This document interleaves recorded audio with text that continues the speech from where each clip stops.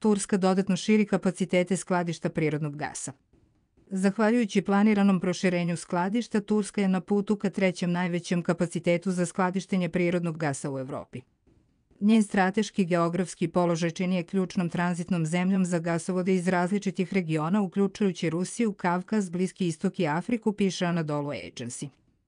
Povećanje kapaciteta skladištenja gasa obezbeđuje stabilnije i sigurnije snabdevanje prirodnim gasom, smanjujući zavisnost od eksternih izvora i ublažavajući rizike povezane sa prekidima u snabdevanju.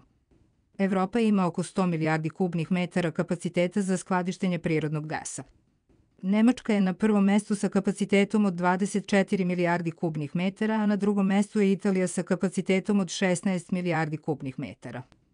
Turska, koja ima dugogodišnje iskustvo u korišćenju prirodnog gasa u proizvodnji električne energije i grejanju, ima za cilj da bude na trećem mestu sa kapacitetom skladištenja od 14,4 milijardi kubnih metara, a radovi na proširenju treba da budu završeni do 2028. godine.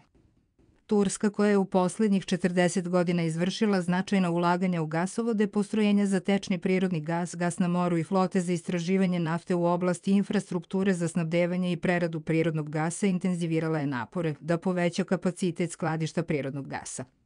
U srcu ovog proširenja su dva vodeća skladišta u Turskoj.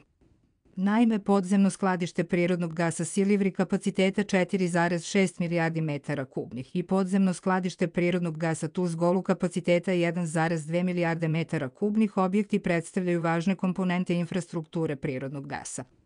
Ministar energetike i prirodnih resursa Alparslan Bayraktar objavio je 30. decembra plan proširenja za Silivri. Bayraktar je rekao da se u vezi sa skladištem prirodnog gasa Silivri radi na projektu koji će povećati kapacitet na 5,6 milijardi kubnih metara. To znači da će objektu biti dodat kapacitet od 1 milijarde kubnih metara.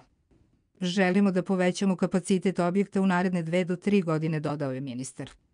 Autor, redakcija biznis.rs.